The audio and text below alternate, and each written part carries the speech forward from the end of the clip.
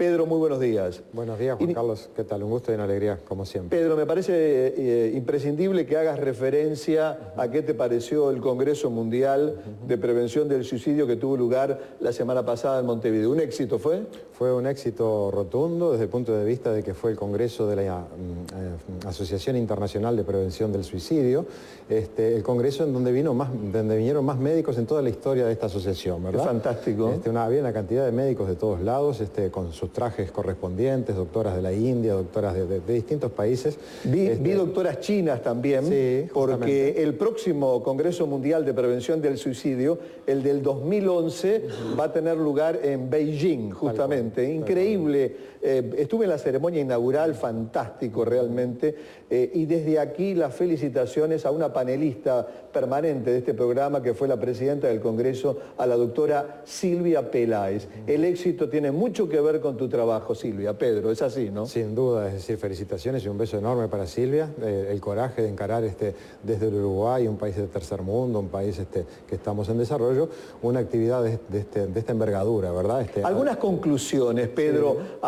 Algunos informes, algunos trabajos relevantes que hayas escuchado. Bueno, aprendimos muchísimo porque realmente como había había médicos de 64 nacionalidades y muchos de ellos de los más importantes de sus respectivos países en el tema, aprendimos muchísimo, ¿no?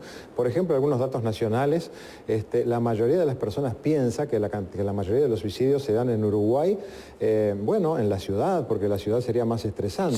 Sí. Y bueno, datos oficiales del Ministerio de Salud Pública del 2008, durante el 2008 el 68%, o sea casi el 70% de los suicidios consumados, Juan Carlos, fueron en el interior del país. Así que increíble. Hay que fortalecer. Te confieso que quedo perplejo.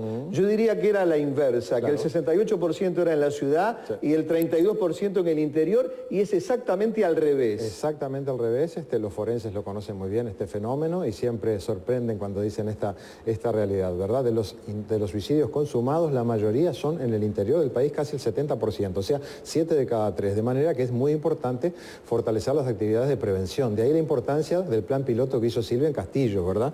Rocha, por ejemplo, es un departamento muy castigado por los suicidios. De ahí que las actividades que se desarrollaron allá por parte de Último Recurso fueron fundamentales. Además, vi un trabajo de Silvia, yo había escuchado sobre el trabajo de Silvia, pero nunca había visto una exposición completa. Y realmente se logra disminuir en forma sustantiva los suicidios, ¿verdad? Qué curioso esto, Pedro, que haya departamentos con mayor prevalencia, sí, que otros, ¿no? Sí. Sería, digamos, me parece, ¿no?, necesario un estudio, ¿no? Es que en cierta forma coinciden los departamentos que tienen más suicidios muchas veces con departamentos en donde hay frontera, o en departamentos donde hay actividad turística. Son departamentos que son un poco inquietos en ese sentido, ¿verdad? Por ejemplo, son departamentos en donde de repente hay mucho trabajo en la zafra del verano y luego desaparece el trabajo. Bien. Hay mucha inmigración, ¿verdad? Bien. Hay gente que migra de otros departamentos a Rocha, a Maldonado, distintos, buscando trabajo en el verano, luego queda desarraigado porque no está en su tierra, en su localidad, y sin trabajo. Esos son factores de riesgo para el suicidio. Pero realmente es importante desarrollar más y más actividades en el interior del país para prevenir los suicidios. Pedro, me dijeron que fue impresionante el cierre del Congreso, sí, donde tú participaste, pero donde también hubo una charla de mi querido amigo Gustavo Servino, uno de los 16 sobrevivientes de los Andes.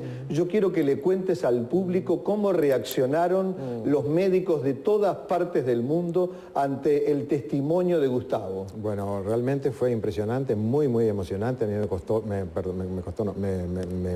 me dieron el enorme honor de cerrar el Congreso con esa mesa. Luego estaba la ceremonia de clausura y realmente, bueno, Gustavo Servino se plantó ahí en el escenario y preguntó, por ejemplo, cuántos médicos de los que estaban ahí alguna vez habían oído de la tragedia de los Andes, porque los uruguayos todos conocemos, ¿verdad? Claro. Sin embargo, te diré que cerca del 90% de las personas levantaron la mano, ¿verdad?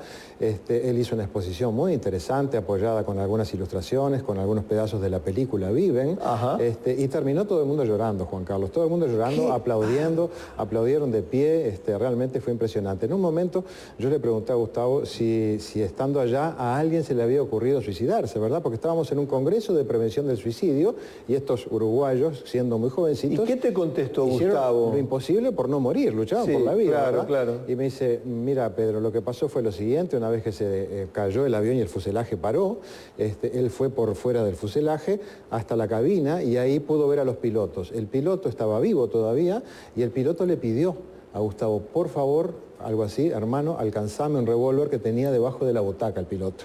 Entonces Gustavo Servino lo que hizo fue, se metió, agarró el revólver, sacó las balas, hice las balas para un lado, el revólver para otro. Mientras estemos con vida, acá no se suicida nadie, ¿verdad? Acá vamos a luchar por la vida y efectivamente, es decir, el milagro de los Andes, ¿no? 72 días, estos chiquilines con temperaturas de 40 grados bajo cero. Exacto. Es decir, frases así que conmovieron al auditorio, es decir, los músculos de nuestros compañeros se integraron a nuestros músculos para salvarnos la vida. Realmente una cosa absolutamente emocionante y realmente lo aplaudieron a Gustavo como se merecen estos chiquilines, que hoy día son hombres grandes, ¿verdad? Absolutamente. Pero eran chiquilines en aquel momento. Eran chiquilines de 20 años. Uno cuando escucha a cualquiera de los sobrevivientes, a Gustavo, a Carlitos Páez, a Nando Parrado, a Roberto Canesa, a todos, uno realmente queda impactado porque son un ejemplo de vida, ¿no? Totalmente. Y tú lo estás demostrando, además, conocidos y reconocidos en el mundo entero. Pedro, vamos a seguir hablando en próximas entregas del Congreso,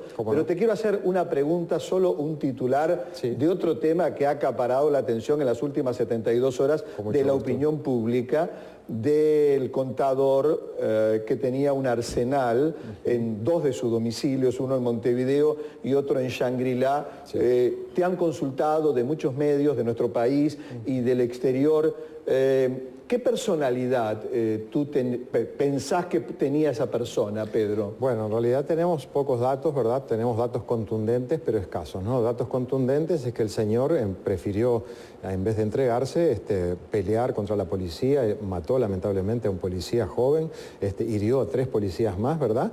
Hasta que al final lo terminaron matando a la policía en defensa propia, ¿verdad? En cierta forma también yo creo que influye sobre esa decisión el hecho de que el señor tenía una enfermedad terminal, al parecer él estaba con cáncer, estaba con cáncer haciendo quimioterapia. También por el hecho de dedicarse a este tipo de cosas, eventualmente tenía una personalidad especial, ¿verdad? No cualquiera es traficante de armas, entre comillas, perdón. Así que realmente si hubiere una situación de trastorno de la personalidad, esas personas pueden tener reacciones violentas. Y si además estuviera deprimido porque estaba con una enfermedad terminal, y bueno, una decisión de este tipo puede ser bastante explicable. Realmente fue conmovedor para toda la sociedad uruguaya esta situación que realmente las vemos únicamente en las películas, ¿verdad? ¿Puede ser comparable con algún tipo de la figura del suicidio, Pedro? Y en cierta forma, balearse con la policía, sabiendo que son 40 policías fuertemente armados y él estaba solo, es como una especie de suicidio, me ha dicho algún comunicador colega tuyo. Me dice, pero doctor, es como un suicidio. Digo, bueno, en cierta forma, como no es un suicidio directo, porque eso sería si él se hubiera autodisparado, es un parasuicidio, es una conducta... ¿Parasuicidio? Sí, parasuicidios son cuando son conductas tan temerarias que probablemente terminen en la muerte. Por ejemplo, cuando una persona inhala cocaína hasta morir, por ejemplo, ¿verdad? Por sobredosis, o los chiquilines a veces alcoholizados manejando a 160 kilómetros por hora en la Rambla de Montevideo, ¿verdad? Sin duda. Así que sería una conducta de ese tipo. Son ejemplos bien gráficos de gente que está buscando de alguna forma la muerte, claro, Pedro, y creo que la teleaudiencia lo ha captado perfectamente. Pedro, te agradezco muchísimo por tantas noticias, por tanta información, por tantos testimonios de vida y de personalidad que nos has traído esta mañana. Fue muy emocionante. Nos reencontramos el martes próximo y te agradezco mucho. Con mucho gusto. Señoras y señores, a ustedes por supuesto el reencuentro será mañana.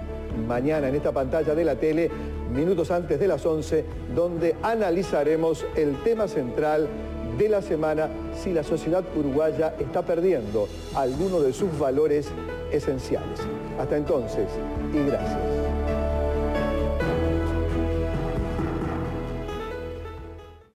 ¿Depresión? ¿Ataques de pánico? Las respuestas en Video Salud.